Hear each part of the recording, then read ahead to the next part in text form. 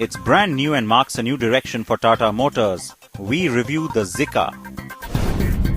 A CNB exclusive, the all-new third-generation Skoda Superb. And it's the new family of motorcycles from Bajaj, the Avenger cruisers.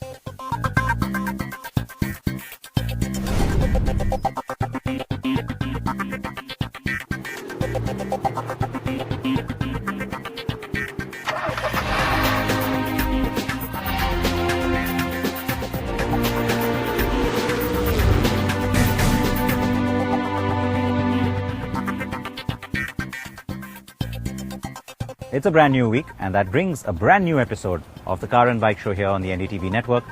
I'm Siddharth Vinayak Partnkar. Now, this spot in Goa is one where I have to say we sort of end up at.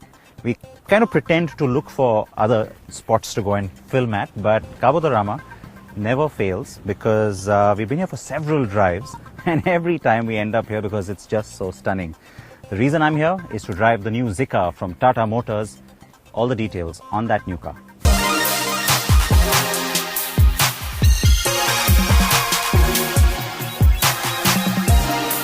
The latest from Tata Motors is its best yet. I remember saying the same for the Aria a few years ago and the Zest last year, but it rings truer today than ever before.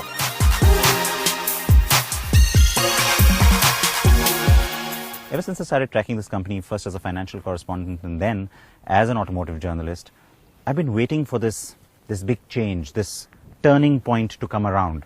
What am I talking about? You've seen little hints of it for, well, all the Indian manufacturers really. The two-wheeler manufacturers have achieved some of that a little bit quicker. Mahindra and Tata, we've been waiting for it to happen. What is it? Take a look at that car.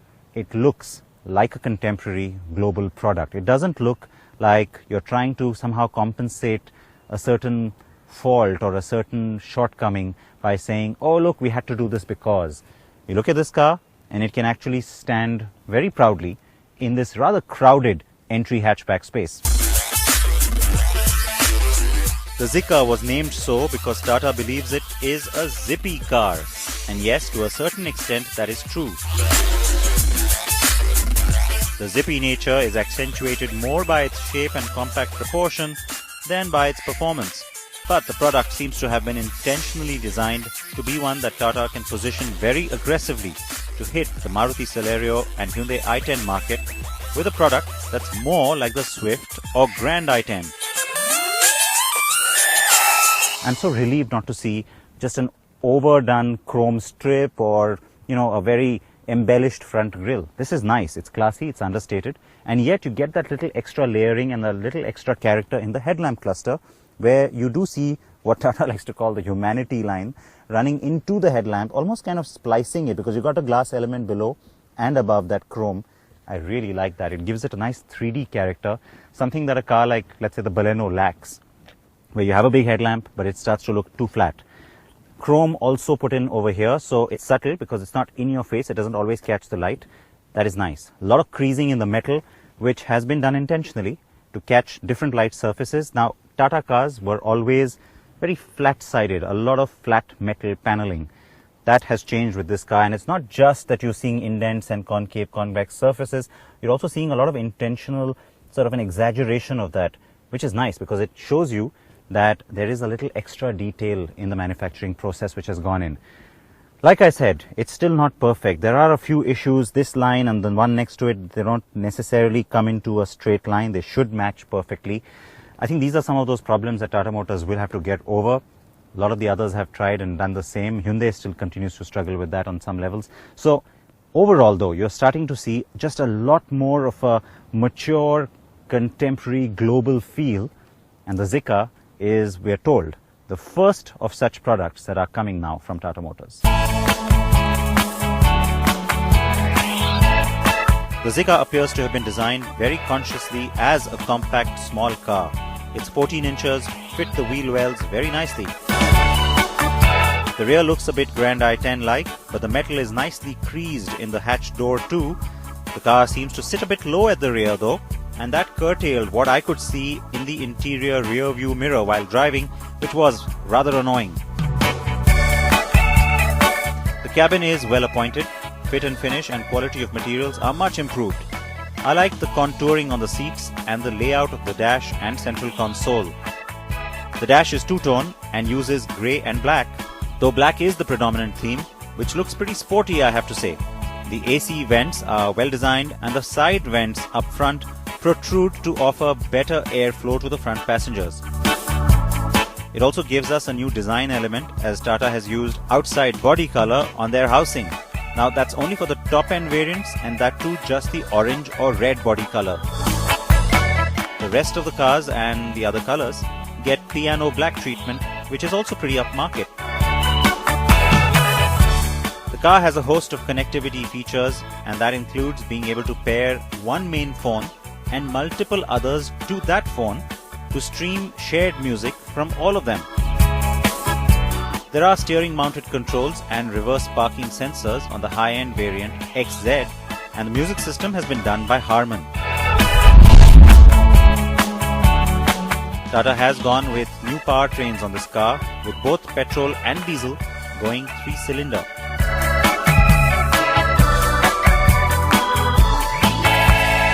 Yes, it's a noisy little thing, but that's a conscious decision Tata Motors has taken to opt for a 3-cylinder unit instead of the regular 4-cylinder, both on diesel and petrol. And you know what?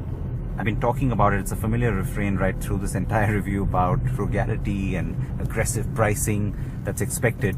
Well, good cost of running also plays into that entire argument, and so I expect that we will get very aggressive mileage figures as well from Tata when it does decide to share those with us.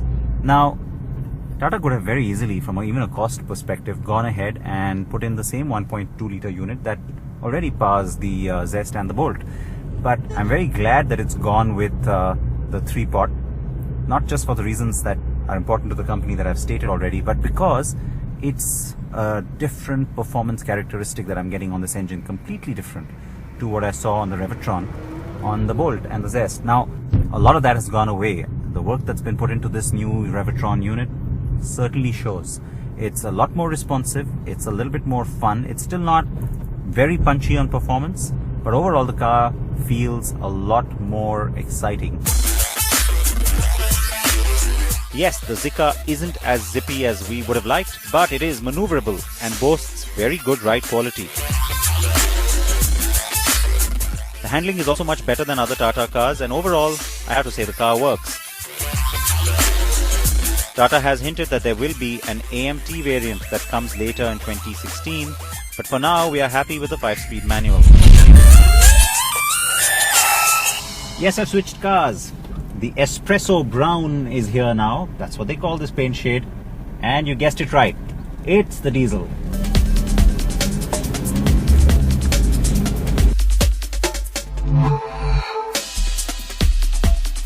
There's a completely different character right away.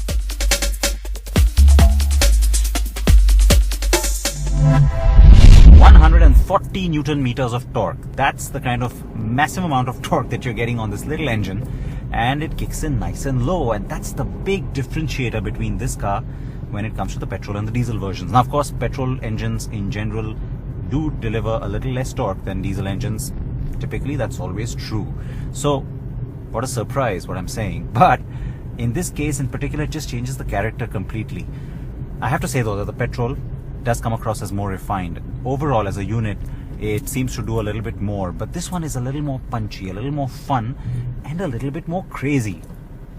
And I like that. The diesel is definitely noisier, but almost in a good way, with a good amount of vroom that's kind of enjoyable. The extra weight up front adds to the handling, and I will have to say that despite the raspy, slightly harsh nature of the engine, I do still like the diesel Zica more than the petrol. The Zica will launch in January. I expect prices for the petrol to start at 3,65,000 rupees and the diesel at about 4,35,000. But both fully loaded variants will go well upwards of 5 lakh rupees, of course. Now, besides the 2 colors you've seen on my review, the Zica will come in a total of 6 colors, and so that means there's a sky blue, a red, a silver and a white as well on offer. It launches in January, so not too far from now, and I expect extremely aggressive prices from Tata Motors. So something to look forward to as the year begins. Now there's another car that's coming perhaps before the Zica comes into the market. That's the new generation of the Skoda Superb.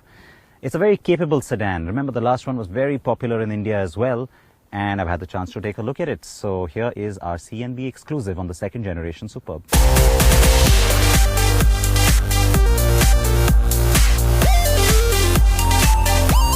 It was easily one of the most significant cars to drive into the Indian market when the second generation arrived a few years ago. The Skoda Superb established itself as the right blend of comfort, luxury, performance and value, since it seemed to offer more options on powertrain and trim, and also an attractively priced variant mix across diesel and petrol engines.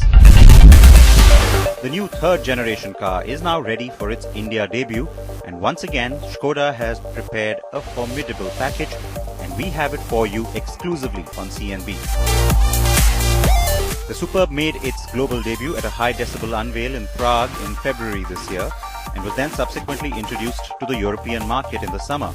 It was instantly deemed a hit for Skoda because of its modern engineering, connectivity and convenience features and edgy design. It's also based on Volkswagen's MQB modular platform. I had the chance to experience the new Superb when I drove it from Prague to Bratislava and on to Budapest and back, spending 3 days and driving over 1,000 kilometers in it. I can tell you one thing right away. Despite the cloud that hangs over the Volkswagen Group and its various car brands, this is a very well-engineered product. Now the great thing about the Superb styling is that it's gotten a lot sharper and therefore a lot more attractive, especially to the buyer in this class. As the senior executive's chauffeur-driven ride, this car could work just fine, in the Indian context anyway. But really the Superb can very well be the efficient, practical family car too. But in India, most families would rather spend this kind of money on an SUV or entry premium car. The Superb offers a range of drivetrains in Europe, and I tested the 147 bhp 2-litre diesel. That is expected in India. The smarter and smaller petrol options like the 1.4 TSI are also attractive on both price and performance, but in India it's always the bigger engine that the consumer seems to expect. The 2.0 is a gem. Quick acceleration, no hint of lag, and an effortless response overall. What adds to it is excellent ride quality and precise handling. By the time you get to the third generation of car, especially from Skoda, which belongs to the VW group, you know for a fact that you're going to get pretty much everything just like you like it. On this car, it's gotten even better. It's sharper, the handling, overall engine response, even the manual gearbox. I have to say it lives up to its name. It's all superb. The seats are also well defined and contoured, and there is good lower back and under-thigh support, especially up front. It was also the longest that I've used Apple CarPlay.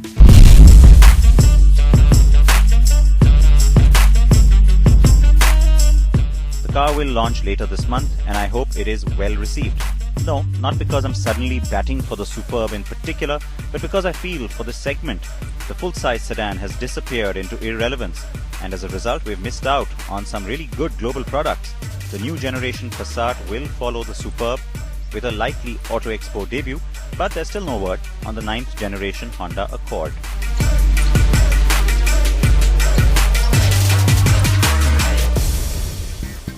The Zica and the Superb. Use the CNB Show hashtag and tell me what you think of both the cars. Let's take a short break here. We are back with plenty more.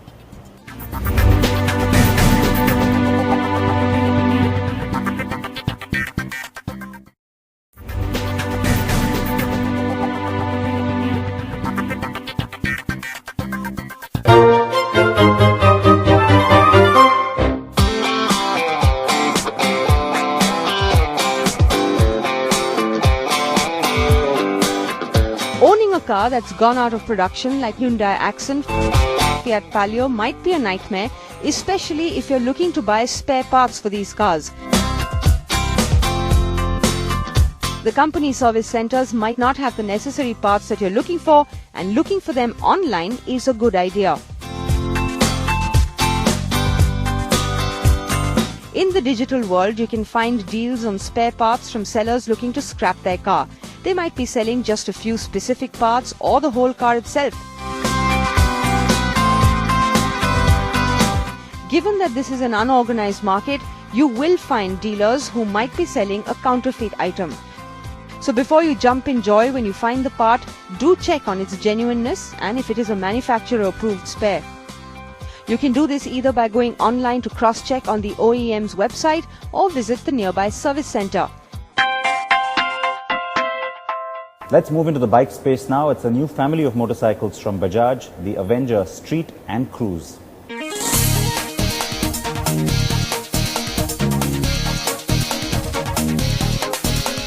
The Avengers are looking to grow in strength. This urban cruiser from Bajaj has now got its own family and now includes the Cruiser 220, the Street 220 and the newbie Street 150. The last two add city riding dynamics to the cruiser range.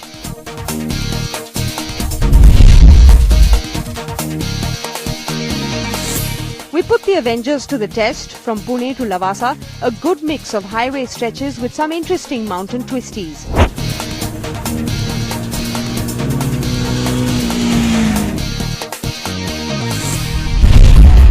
Power figures indicate 14.3 bhp and 12.5 Nm of peak torque, and this cruiser surprises with the low and mid-range torque from the air-cooled engine.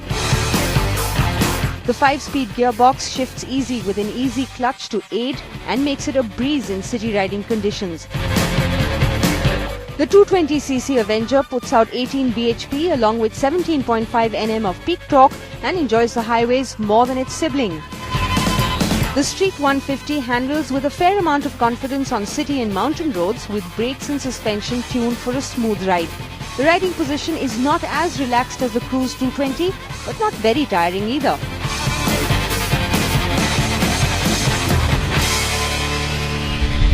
You've got lots and lots of chrome on the Cruiser 220 and also this new handlebar making it quite a nice comfortable ride. But the Street gets the more narrow, lower kind of handlebar for making it for easy riding in city traffic, but not very ideal in highway roads. But you've got the seat height which has increased on both the Cruiser as well as the Street range. Although I wish Bajaj added a little bit more padding here to give it a little bit more support, and also the foot pegs are a little too close to each other and not very comfortable. Bajaj has added some new functional touches to both bikes, like the white hue headlamp for better visibility at night, a newly designed speedo with LCD and flexible indicators. The Cruise 220 gets an optional large windshield on the front and a pillion backrest. The Street's new silencer is black, and the 12-spoke alloys for the front and 9-spoke for the rear are quite eye-catching. The rubber bellows on the front forks and new grab rails add character to the urban cruiser look. Now, Harley-Davidson might feel a bit done in here with the new Bajaj Street bikes looking like the long-lost cousin of the Harley Street 750. Not a happy family reunion, this one for sure, but Bajaj won't mind this obvious comparison. Smartly priced at 75,000 rupees for the Avenger Street 150 and 84,000 rupees for the Cruiser and Street 220, the new Avengers are now bigger, stronger and a tad bolder, with the overall package better than ever before too.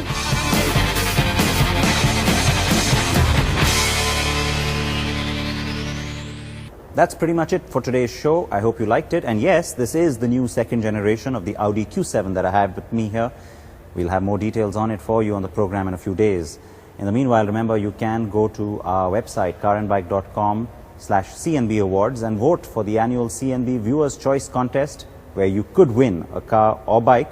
And on that website, you'll also find plenty of other details, including all of our reviews, of course. Take care and stay tuned. We have plenty more coming up right here on the NDTV network. I will see you next week. Wear your seatbelts, wear your helmets.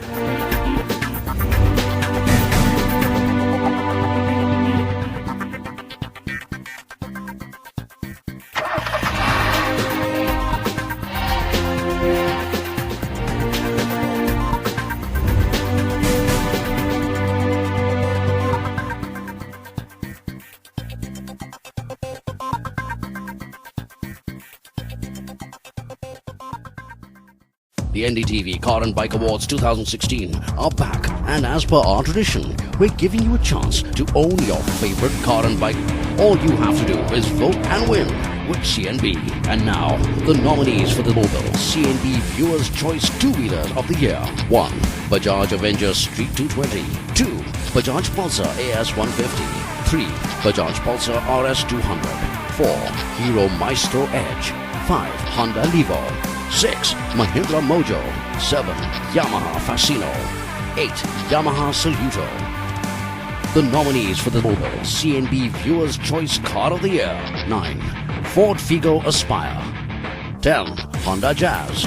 11. Hyundai Creta. 12. Maruti Suzuki Bolero. 13. Renault Kwid. 14. Renault Logi. 15. Tata Bolt. To vote, type CNB, space your option, followed by your name and city, and SMS it to 56388. Or log on to carandbike.com/CNB Awards and cast your vote online. Vote and win with CNB.